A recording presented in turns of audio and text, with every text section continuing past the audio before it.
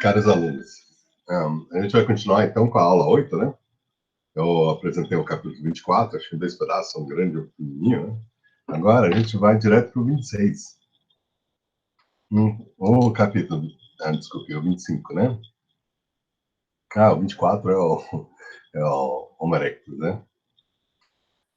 Bom, o 23 foi as primeiras tecnologias, esse aqui é as tecnologias que se seguem, né? Então, mais ou menos 1.000 milhão de anos antes da aparência, o surgimento, né, do gênero Homo, principalmente Homo ergaster, é uma nova forma. Então, veja, Homo ergaster surgiu e ele usava a tecnologia olduvaiense. Depois da tecnologia olduvaiense, veio a tecnologia aquioniense, que era praticada pelo Homo erectus barra Homo ergaster, né? Então, essa tecnologia aquiliana o kit de ferramentas é caracterizado por formas grandes e, em particular, o machado de mão, que precisava de você imaginar o machado de mão, uma gota, pegar a pedra e ir quebrando até formar essa gota. Então, é diferente você sair lascando a pedra e pegar as lascas, isso é bem diferente do que você pegar a pedra, enxergar uma gota dentro dela e começar a tirar lascas para produzir essa gota. Então, você vai usar os lascas, eles gostavam de usar lasca, né? Mas eles carregavam na mão um machado de mão. Então, esse machado de mão é uma ferramenta, o canivete suíço dos Homo erectus, né? Porque o machado de mão você podia usar como martelo, você podia usar como uma navalha, né, para cortar coisas, e você podia furar. Então, você podia fazer muitas coisas com o machado de mão. E se você carregava ele, era como se fosse uma faca que você podia usar para se defender de predadores, dos outros indivíduos, né? Uma facada bem dada no meio do crânio de um tigre dente de sabre, você matava ele, né? Então, né, era uma arma que eles amavam carregar para cima e para baixo. E eles usavam para tudo, né? Depois tem marcas de osso e tem marcas de vegetação, né? Com madeira, né?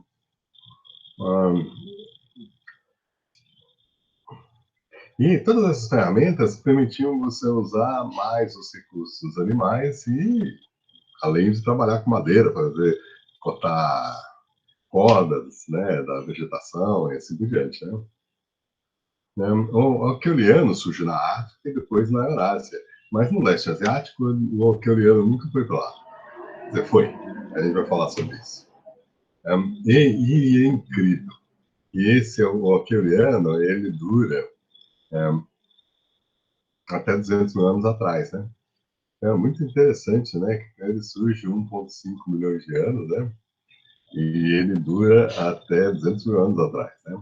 Então, é mais de 1 milhão de anos de uma tecnologia que vai se aprimorando, mas fica basicamente igual.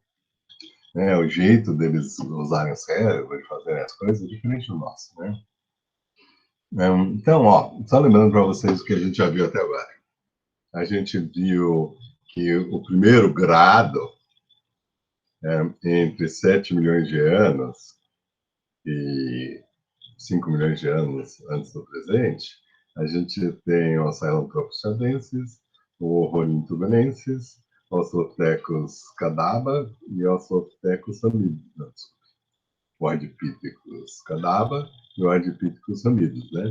Esses aí são os primeiros hominíneos e os seus associados, né? Como, dependendo dos dados moleculares, a separação entre o chimpanzé e o homem moderno ocorre entre 5 a 7 milhões de anos antes do presente, dependendo do relógio molecular que você usa, né? Então, e a maioria deles dá uma data de por volta de 6 milhões de anos. Então, né, o Tchadensis, o Turbonensis e o Ardipithecus cadaba, né, e todos eles podem ser ancestrais humanos, né, por essa data molecular, né. E se não são, são próximos da... talvez sejam antes da divisão, né, mas são próximos das linhagens dos grandes macacos, dos hominídeos, né. Bom, o próximo grupo que surge, o mais antigo, os Cenonamenses, com quase né, 4,4 milhões de anos antes do presente, né? Aí você tem o Australopithecus cenonamensis, que parece ser derivado do Ramidus, né? E segue ele cronologicamente, e ele dá origem, aparentemente, ao Australopithecus afarensis. Agora, o Australopithecus afarensis, ele coexistiu com um Deri e Imada, né? Aquele pedacinho de osso que foi encontrado, né? E que é bem diferente da mandíbula dele. E aparentemente ele dá origem ao africanos, né? Ele talvez como existiu, principalmente na parte final, né? Dos entre 4 a 3 milhões de anos, com o Kenyanthropus platyops, né? Que a gente não sabe, o crânio estava tão moído, né? Que a gente não sabe exatamente o que tinha, né? Mas aí o afarense provavelmente é a origem aos Australopithecus africanos, da África do Sul, né? Lembra que o afarense é encontrado no Quênia e Etiópia, né? Os africanos é da África do Sul, né? Barrel Ghazali, então, Barrel Ghazali é vale, ou canho, né? Das gazelas, né? Então, é no Sahel, né? E é do outro lado do grande vale da África, né? Então, a importância dele é de que mostra que a distribuição de australopithecus é bem maior do que se imaginava. E depois tem o Gai. O Gai era um dos últimos, né? A gente tem o Australopithecus sediba, né? Que aparecem, né, no registro fóssil, né? E eles já estão coexistindo com os Australopithecus robustos, né? Então, o Etiópicos é o mais antigo, depois tem Crassides, Bosei e robustos, né? Então, são os Australopithecus robustos. E, simultaneamente, a gente tem, olha ali, em Anthropus platyops, que a gente talvez seja uma forma transicional, né? Então, ele foi colocado, por quê? Porque eles parecem muito com a forma achatada do crânio com o Homo rudolfensis, né? E aí a gente também tem um Moabres, né? O Moabres parece que isso é transicional entre africanos e os modernos, né? Então talvez esse Diba iria entrar aí, né? Os transicionais, né? E o Homo ergaster que surge mais ou menos quase 2 milhões de anos atrás, né? E quem fez as primeiras ferramentas? Bom, provavelmente o Rudolfensis e ou Aves, né? Então, né? Então, essas são as formas. Então, lembrando para vocês, transicionais, grado 1, Australopithecus, grado 2, robustos, grado 3, um, os primeiros Homo, né? Habilis, Udopensis, Sequila, por grado 4, o grado 5 seria os Homo erectus, Ergaster e assim por diante, né? E, finalmente, o grado 6 seria os Homo sapiens arcaico em diante, né? Bom, distribuição deles, né? Lembrando para vocês, eles estão no leste da África, né? Unidos, Amenses, Aparência, Etiópicos. Só que aí, com o Barrel Ghazali, eles vão para o norte da África. Angari é encontrado na Etiópia, né? Então, manutenção da tradição. Australopithecus bosei é encontrado no Quênia. Robustus é encontrado de Malawi, a, a, né? A África do Sul, né? O Cabo, né? E africanos antecede o robustos, né? E que o sucede, né? Então pode ter sido seu ancestral ou pode ter uma linhagem separada, se essa árvore filogenética for verdadeira. Ou seja, os boseios robustos são um clado, né, dos Australopithecus robustos, ou seja, Paranthropus, tá? Bom, por que a gente está falando tanto de Australopithecus, né? Hum. É. Os Australopithecus, eles, né, os australopitecos, eles são divididos em dois grandes grupos, né? Acho que eu estou fazendo uma revisão nisso aí, né? Para introduzir quem usou as ferramentas, né? E tem uma coisa, a gente precisa reciclar as coisas para as pessoas, né, você fala uma vez, as pessoas esquecem, aí você fala de novo, aí as pessoas começam a lembrar, aí você fala de novo. Então a gente está reciclando o conhecimento anterior, né? Então, os australopithecus são divididos numa linhagem de formas gráceis e numa linhagem de formas mais robustas. As formas mais robustas se sucederam às formas mais gráceis, né? E provavelmente isso aí é uma adaptação a uma vegetação mais xerófita, né? Eles estão usando mais recursos que talvez precisem de dentes mais poderosos para triturar e usar, né? Por exemplo, raízes são uma boa fonte de alimento. Só que a raiz vem com terra, então você gasta os dentes mais rápido do que os, os né, uma dieta de folhas e frutas, né? Então, uma dieta de talo de grama e raízes poderia ser um motivo porque a vegetação ficou mais, atacou mais a superfície dos dentes, né? Agora, veja, então, dessa linhagem australopithecus, você tem os australopithecus africanos, né? E dessa linhagem australopithecus, você tem uma estratégia alimentar que é oportunista e usa recursos como carcaças animais. Começa a usar ferramentas, dopenses, árvores, erectus, egasta, né? Heidelbergenses, homo sapiens. Depois você tem a outra linhagem que começa a ficar com mandíbulas cada vez mais poderosas. Então, para isso, são duas estratégias. O uso limitado de ferramentas, usa os dentes para aturar as coisas, ou reduz o tamanho dos dentes e usa ferramentas para triturar as coisas, né?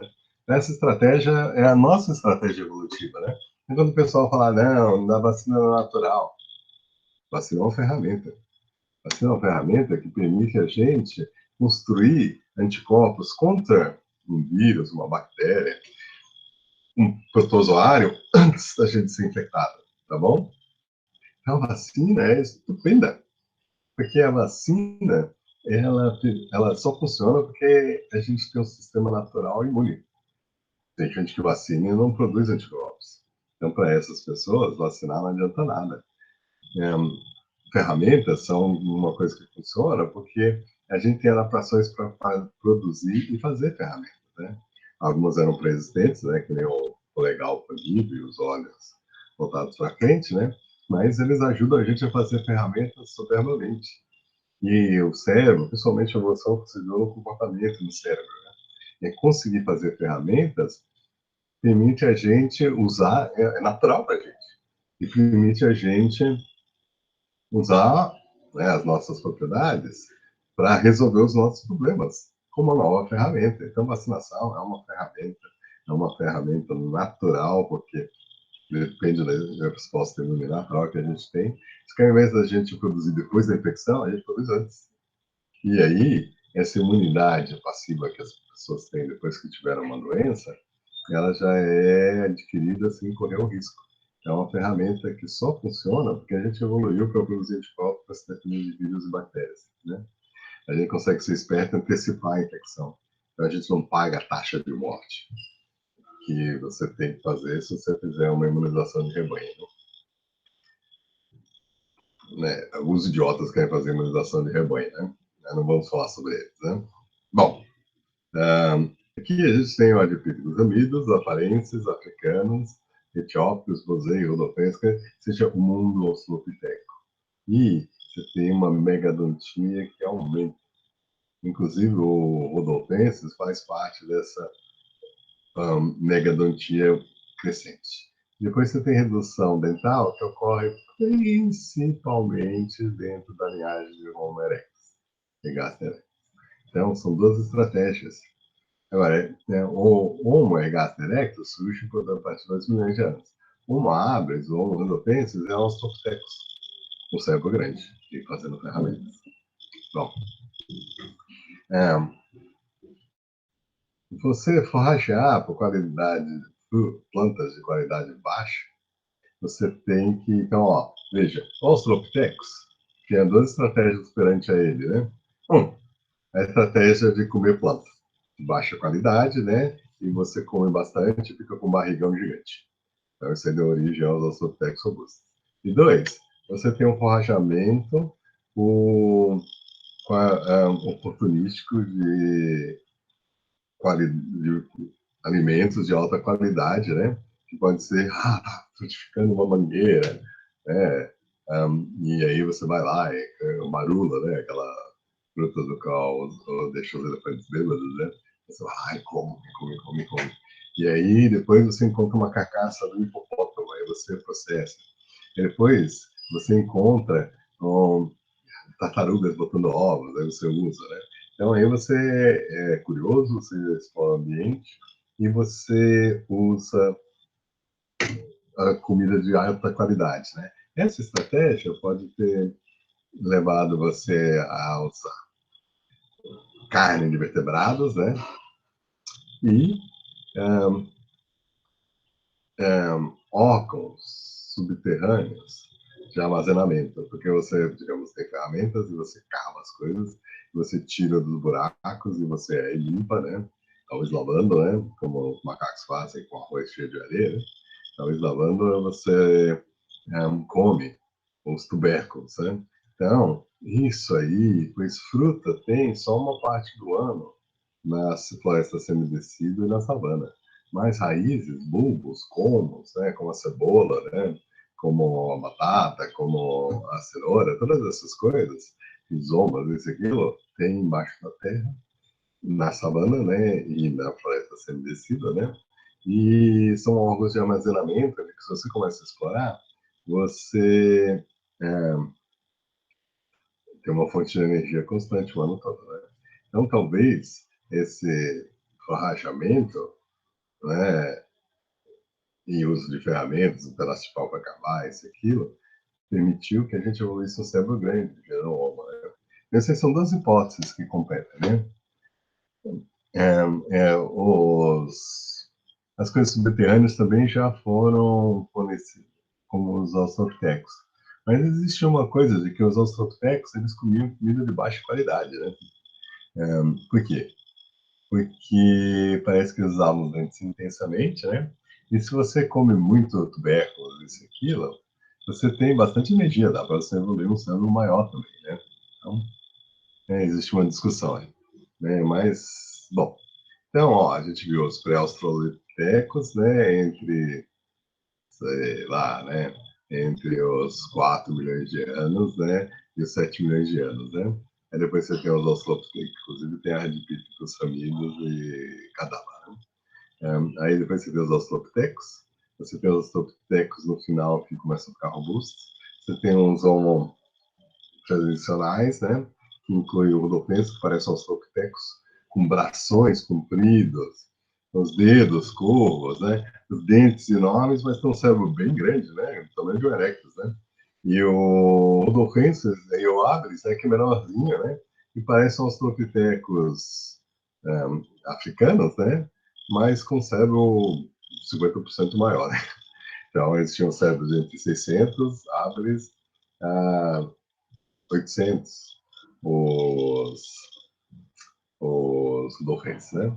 Aí você tem uma regata que começa com cérebros pequenos, por volta de 600, e depois esses cérebros crescem até 1.100, 1.200, tá bom?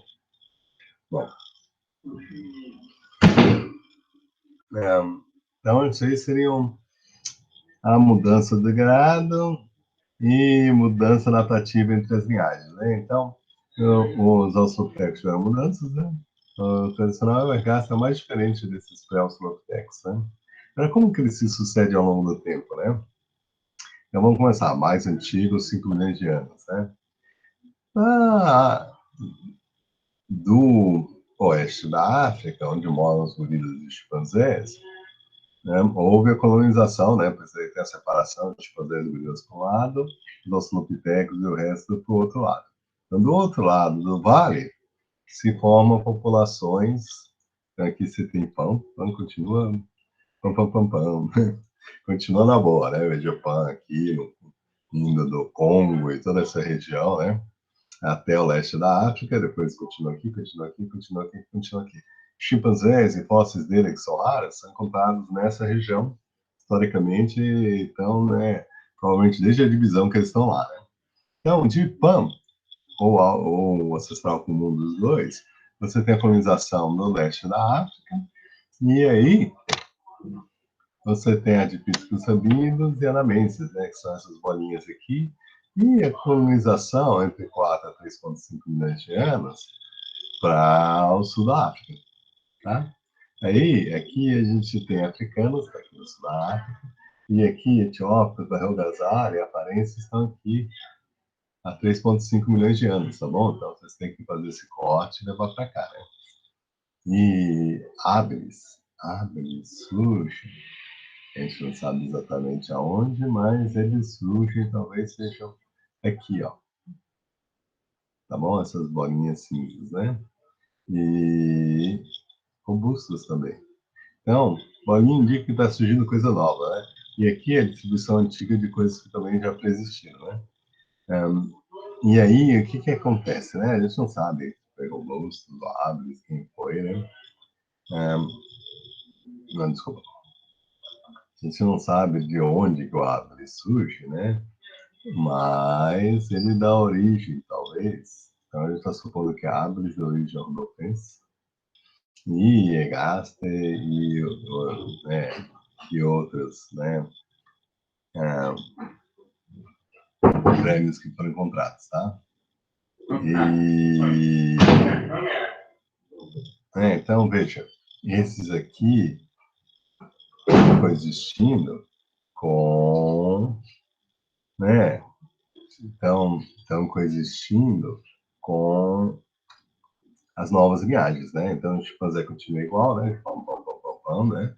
Mas aqui a gente está tendo invasões do leste da África e do norte da, né? Do leste da África descendo para o sul da África, do sul da África subindo. São coisas que surgiram aqui, por exemplo, o Homo desce e o robusto sobe, né, por exemplo. E aí, né, então você tem essa diversificação, bons aí robustos, e então talvez, digamos, se ele surgiu do africanos e deu origem ao robustos, talvez ele migrou e deu origem ao Bosei, né? Então você tem essas, né, migrações, né? Aí, posteriormente, essa última aqui, surge o Ergaster. O Ergaster se espalha pelo resto da África, né? Tem 1,5 milhões de anos, talvez 2 milhões, né?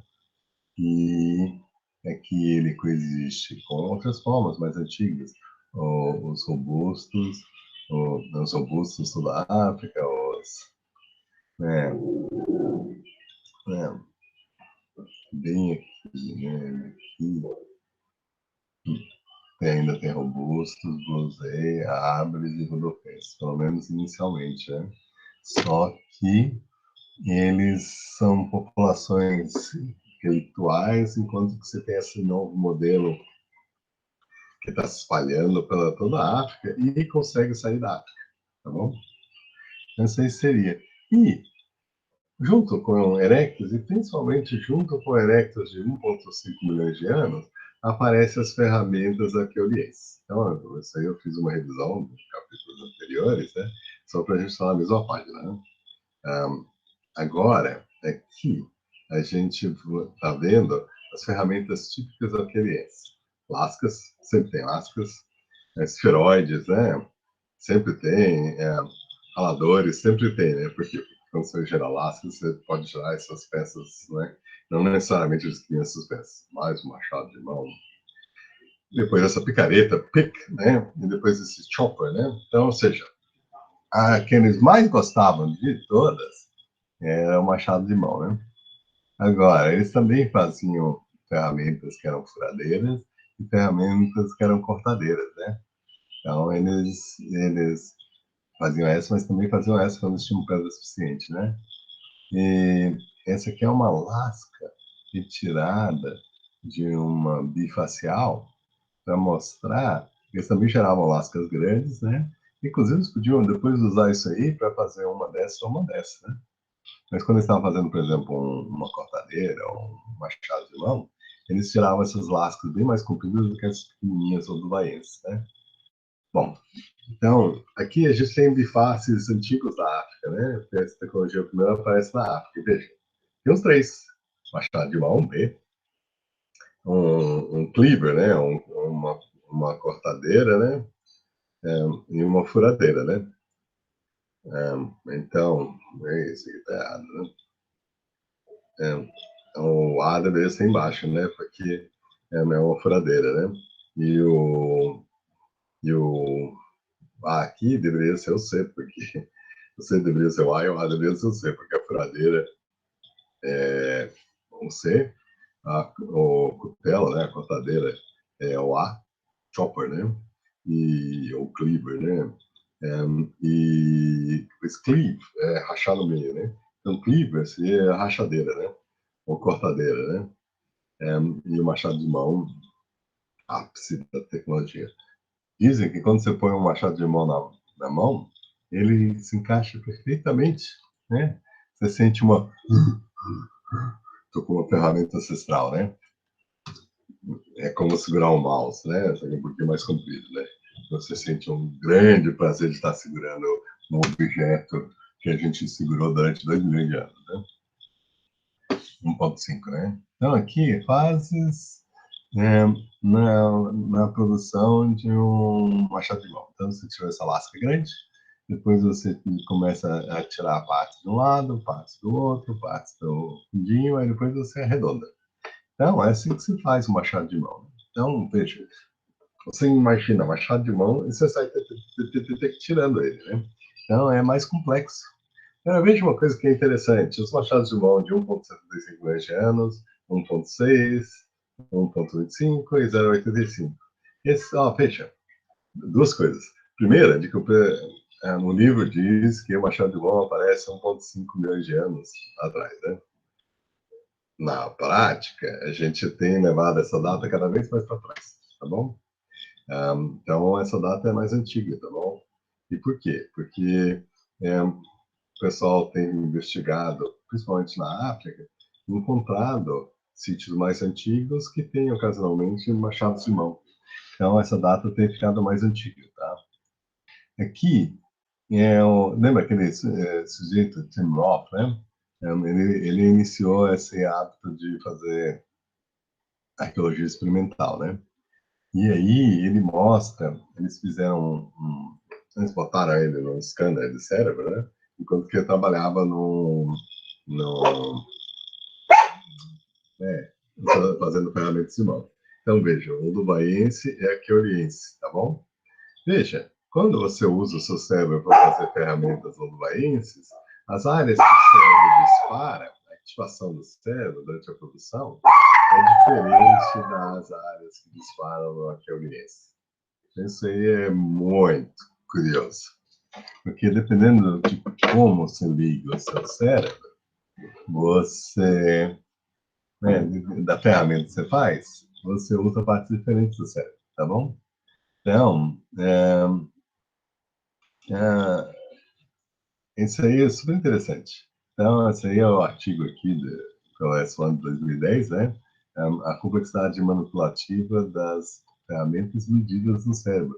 Então, no fundo, a gente usa o cérebro de uma forma diferente quando a gente faz uma ferramenta do Laense e uma ferramenta Keoliense, tá bom? E outra coisa também, você tem lateralização do cérebro, né? Quando você está fazendo ferramentas, e é semelhante aos padrões de lateralização que são exibidos quando você está usando linguagem. Então, isso aí é interessante, porque parece que, por coincidência, né, o tipo de imaginação que você tem que ter para fazer uma linguagem é o tipo de imaginação que você tem que ter para imaginar uma ferramenta de pedra no meio da pedra e você extrair ela, né? Bom, uma coisa que é muito curiosa é que a ferramenta alquiliense, ela surge depois do Homo erectus, mas a gente viu que essa data está mudando, né? Mas, tradicionalmente, se diz, ó, o Homo erectus surgiu há 2 milhões de anos atrás, as ferramentas surgiram há 1,5 milhões de anos atrás. Então, aparentemente, o Homo erectus surgiu, saiu da África, se espalhou pelo mundo, levando a tecnologia olduvaiense. Aí, ou seja, a de baixo, né, nesse gráfico aqui, é essa estratégia. Aí, por volta de 1,5 milhões de anos, o cérebro se modernizou, eles começaram a fazer isso e saíram da África de novo. Só que enquanto que eles fazem bifaces na Europa, mas não em toda a Europa, essas regiões aqui eles não faziam, né? Eles só faziam no Maense. E depois aqui na Índia, às vezes tem sítios com aqueoliense, às vezes Odubaense. referência do Oeste. E depois da Índia, ou seja, de Mianmar, né? Ou Burma, né? Birmania, né? Mas de Mianmar em diante, ou seja, Tailândia, Vietnã, Laos, Camboja, Malásia, e ainda até a China e a Coreia, eles fazem ferramentas não bifás, ou seja, ferramentas oluenses. Então, isso aí fala, ué, mas por que que não espalhou? Aí uma proposta é de que o Homo erectus era uma espécie, o Homo ergaster surgiu na África, e o Homo ergaster surgiu na África e evoluiu o cérebro estava melhor, então ele conseguia imaginar bifás. E a versão anterior, 1.0, Homo erectus 1.0, não conseguia. Como o Homo erectus é um nome atribuído ao, né, à espécie asiática, então necessariamente a gente tem que chamar os Homo erectus da África de outra coisa. Ergaster, tá bom? Bom, então aqui a gente tem a distribuição e essa linha, onde ela deixa de ocorrer, é conhecido como a linha de Möbius, né? Então, essa linha aqui, a linha que divide as duas regiões é conhecida como a linha de Möbius. A linha de Möbius passa aqui separando a Índia da Birmânia, né? E a separação entre bifás e não bifás. Möbius era um arqueólogo que primeiro percebeu isso. Só que, veja, na China, eles descobriram tecnologia arqueoliense, né, na bacia do rio Bose, no sul da China, tá bom? E isso está marcado aqui, eles usaram arqueoliense, né? Então, essa aqui é março 2000, né? Com as novas, saiu capa da Science, né? Veja, todo biólogo, todo cientista que é publicado na Science ou na Nature, né? Pode ser qualquer uma das duas. O impacto é gigante das duas, né? Volta de 20 quase, né? Entre 15 e 20. E uma revistinha, a zoologia daqui é 0,3, né? Por exemplo, quando está bem, né? Então aqui, ó, a bacia de Bose na China, né? E aqui é Oriente, lá. Que é interessante. Eles, eles têm tecnologia uruguaiana, tecnologia uruguaiana. Aí cai um meteoro. Você tem tectitas, né?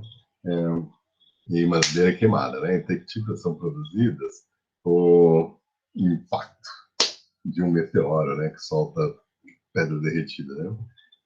E aí, por volta de 800 mil anos, mais ou menos 3 mil anos, caiu um meteoro numa área gigante, ficou coberta de vidro, e durante um bom período de tempo, essa região, a floresta tinha sido destruída, né? E até a floresta crescer de novo, esse é o horizonte que são encontradas as ferramentas arqueológicas. Então, conclusão. Os erectos da Ásia sabiam fazer tecnologia arqueológica, só que não faziam por um motivo que eles não tinham acesso às pedras grandes e boas que estão expostas à África, na savana africana. Porque toda essa região é uma região de floresta, uma floresta rica em bambu. Era uma coisa que é muito curiosa, essa é a teoria do bambu, é que o bambu, ele é usado para tudo na Ásia, né? Eles fazem andaime de prédio de bambu, eles fazem casas de bambu, eles fazem garfo de bambu, né? Quer dizer, na verdade, são os palitinhos, né? Eles fazem cumbucas de bambu, eles fazem copas de bambu. Então, o bambu, ele é muito bom, e se você lasca ele direito, ele é super afiado. Então, existe a hipótese que talvez os Homo erectus estavam usando bambu. Então, essa hipótese aqui toma um sustento maior a partir dessa observação, de que quando eles tiveram acesso a pedras, né, porque a floresta foi substituída por uma savana pós impacto de um meteoro, aí os erectus mandaram ver e fizeram um monte de machados de mão. E aí, quando eles não conseguiam mais enxergar essas pedras, aí eles tinham que fazer. Agora, um novo estudo de Homo erectus é que foi encontrado ferramentas de 1,8 milhões de anos atrás de machados de mão. Então, isso é bem interessante, porque aí os machados de mão surgem como Homo erectus, né? Então,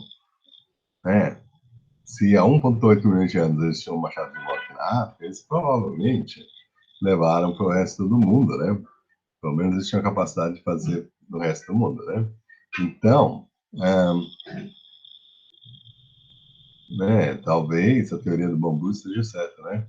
Que era principalmente floresta, né? E a gente sabe que era floresta porque toda essa região você encontra pandas, né? Não só o panda moderno, né? Mas nessa época, 2 milhões de anos atrás, você tem vários tipos de panda que são menores, né? Mas eles provavelmente estavam comendo bambu, né? Então tinha bambu em toda essa região, né? Pelos fósseis de panda que a gente encontra, né? Então, então, esse artigo aqui, que saiu na Nature, Nature Science, é onde você publica as coisas, né? Esse aí muda tudo, né? Porque essa Nachukui população, eles têm, né, ferramentas de 1,76 milhões de anos antes do presente, né? Agora, uma das coisas interessantes dessas pedras, né? E, ó, esse aqui é de 1,75, né? Esse é 2013, esse aqui é de 2011, né? Então, esse aqueliense mais antigo dois sítios, um na Etiópia, o outro aqui de onde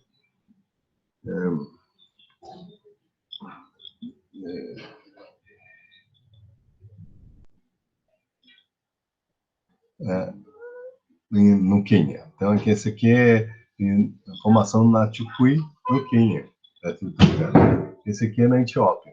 Olha, as ferramentas é interessante, porque você tem machados de mão, você tem as furadeiras, assim por diante, só que quando você compara essas ferramentas, ó, então, aqui, 2011, essa aqui de 2003, e essa aqui, 2016, né? Todos eles, esse aqui é um outro sítio na Tanzânia, na Garganta do Uruguai. E veja, essas ferramentas, elas são mais brutas do que as ferramentas mais modernas. A gente já tinha visto isso aí anteriormente, que você tem uma melhora da machado de mão ao longo do tempo, né? Então, veja, aqui é bem, os mais antigos, aqui os mais modernos, a gente tem uma melhora das formas, né? E essas, principalmente essa aqui de 1,7 milhões de anos, elas são bem primitivas, né? Essas aqui estão um pouquinho mais bonitinhas, né? E essas aqui também, né? Então, mas elas todas são mais brutas do que as formas posteriores, né? Então, o Homo erectus surge, o Homo erectus acilato, o Homo ergaster, né? Ele começa a fazer machado de mão quase que simultaneamente. Eu sei, é interessante, né? Porque aquele mistério surgiu há 2 milhões de anos, por que eles ficaram só fazendo Olduvaiense?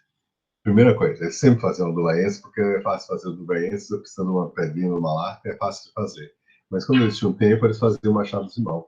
E eles têm a capacidade de fazer machado de mão desde 1,8, quando surge o Omegaster, né?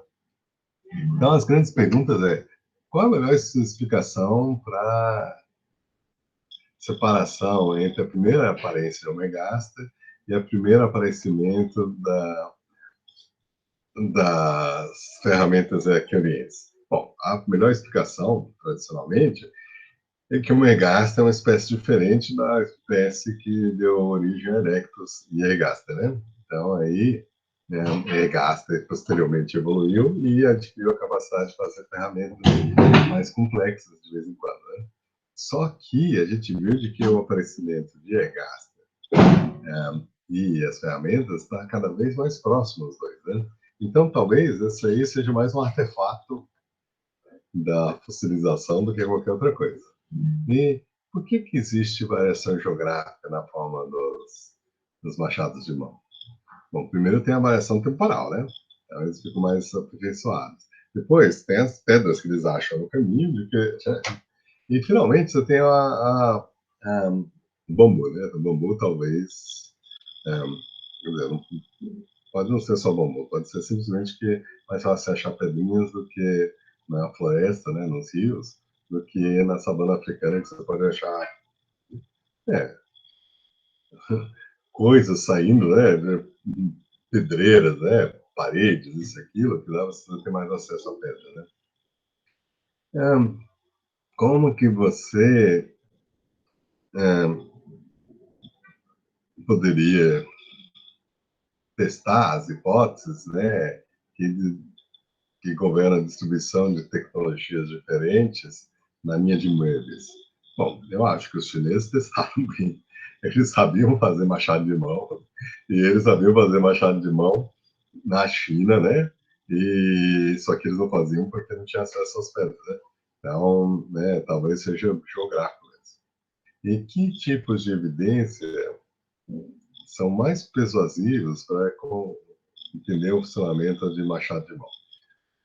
Arqueologia experimental. O pessoal fez para descarnar um bisão, né, um búfalo, um elefante, um hipopótamo. O machado de mão é fantástico. Inclusive dá para quebrar os ossos, porque ele é pesadinho e você bate. Né? Então, né? E uso, né? Porque se você analisa, se você usou para cortar a carne, é diferente do que se você usou para cortar madeira, né? Então dá para ver os usos que foi colocado, né? E é isso. Então, né, vamos, né, parar a gravação.